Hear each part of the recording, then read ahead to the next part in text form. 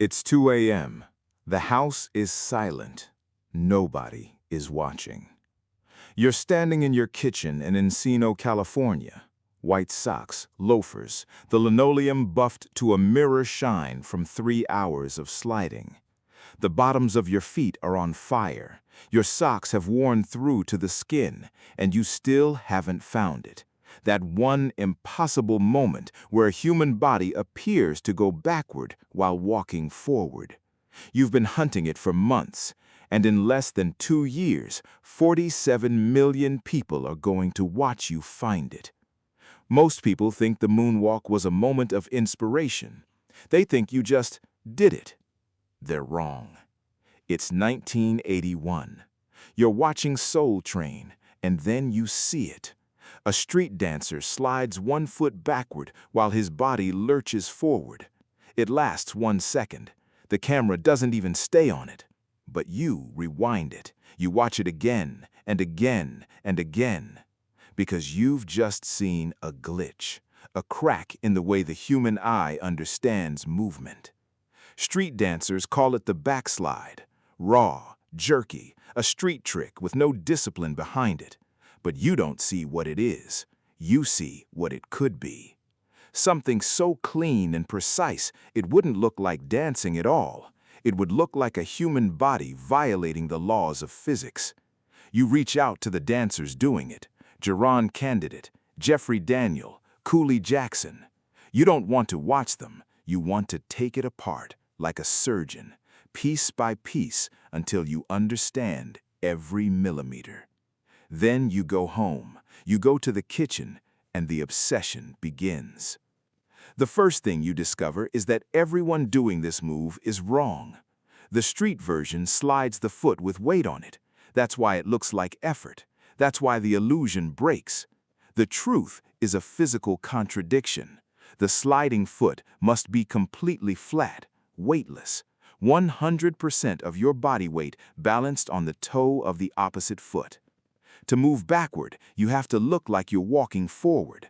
You have to lie to the viewer's eyes using the physics of your own skeleton. The move has 3 components. All 3 must be perfect. First, the flat foot.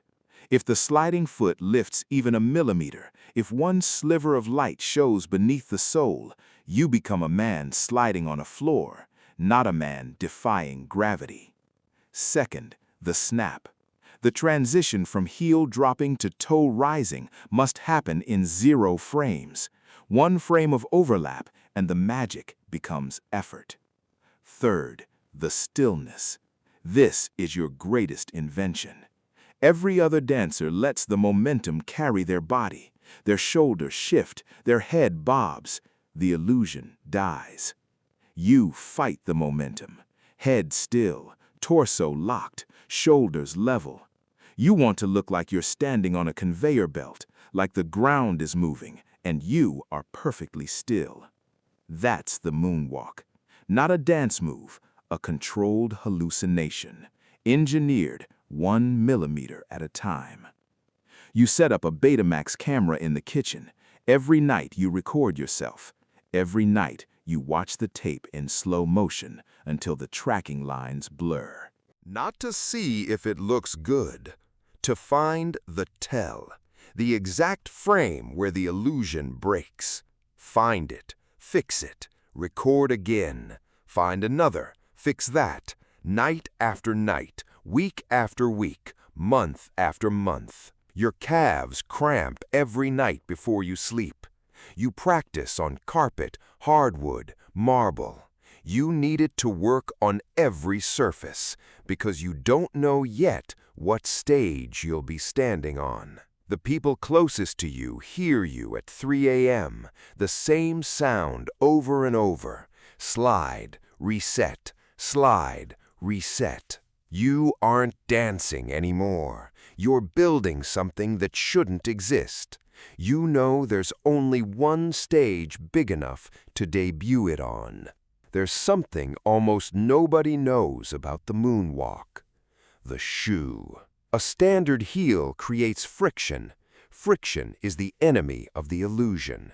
You design a loafer-style shoe with a heel so thin it's almost flush with the sole. Minimal contact, maximum control. And years later, you file a patent. U.S. Patent 5255452. A heel with a slot engineered into it, designed to lock on to a nail rising from the stage floor, so that when you do the lean in Smooth Criminal, that 45-degree tilt that should be physically impossible, you can hold it without falling, every night for years. You don't just invent the move, you invent the technology to execute it. You think about performance the way engineers think about bridges. Every variable accounted for, every failure mode eliminated. Because on the night it matters, there's no room for variables. Pasadena Civic Auditorium, March 25, 1983. The Motown 25th Anniversary Special, live television. You almost don't perform tonight. There's tension with Motown. You negotiate your own terms for appearing. One condition: 60 seconds alone at the end of Billie Jean. No choreographer, no direction, just you. They agree. They have no idea what they just agreed to. The black sequined jacket, 10 pounds of armor built to catch every photon of light. The single white glove, Swarovski crystals, a captured galaxy on your hand. The black fedora, tilted low. You stand in the wings, 47 million people on the other side of a camera lens. You are not thinking about them. You are thinking about your feet. The medley ends. Billie Jean begins. The bass line drops. It feels like the tectonic plates of pop culture shifting in real time. You step forward, alone, to the edge of the stage. You grab the brim of the hat, tilted low. 1 full second of absolute stillness. The audience doesn't know what they're waiting for, but they are waiting. Left toe, right foot flat, weight transfer, slide. 3 steps backward while your body glides forward. Head still, torso locked, the glove blazing under the lights.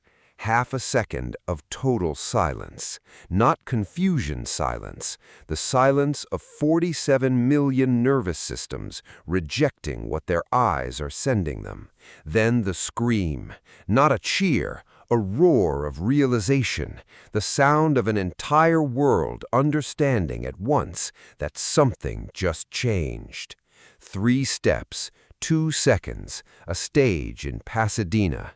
After years of silent nights in a kitchen, nobody was watching. The next morning, your phone rings. Fred Astaire, 73 years old, the man called the greatest dancer who ever lived, calling you. That, he says, was the most extraordinary thing I have ever seen. Gene Kelly calls too. Same weight, different words. Outside, every kid in America is in their parents' kitchen, ruining their socks, scuffing the tiles. Every continent will spend the next 40 years trying to recreate 2 seconds of what you built in private. But you aren't watching any of that. You're already back in the studio, already engineering the next thing the human eye won't be able to explain. Because you understand something nobody celebrating in the streets understands.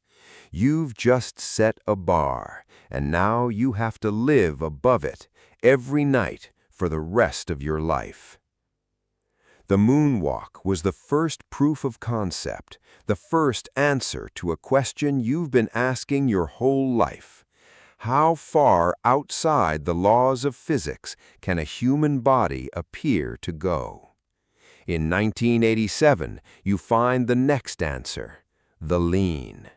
A 45-degree forward tilt, straight from the ankle, body rigid, no bend at the hips, no bend at the knees, like a plank of wood. At 45 degrees, the human body falls. Gravity doesn't negotiate, unless you've built the support structure into the shoe.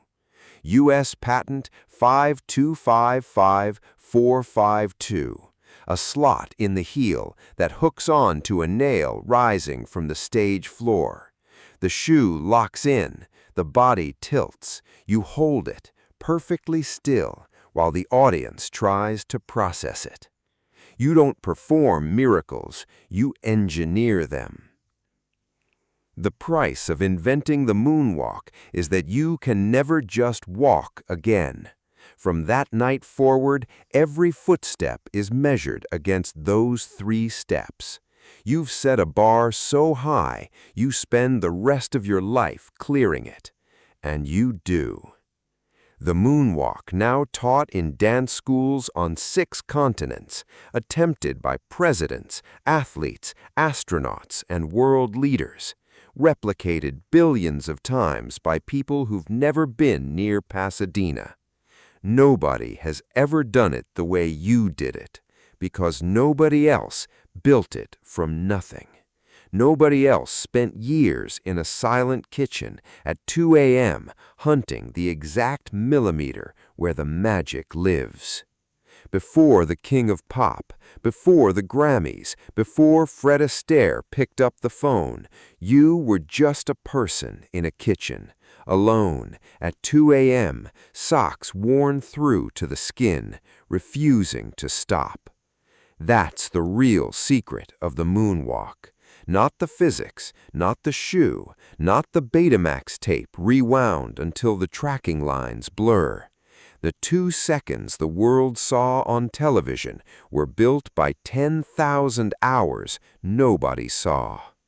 Every miracle looks effortless from the outside. The effort is what you do in the dark, when nobody's watching, when the only reason to keep going is that you can still feel the gap between where you are and what you know is possible.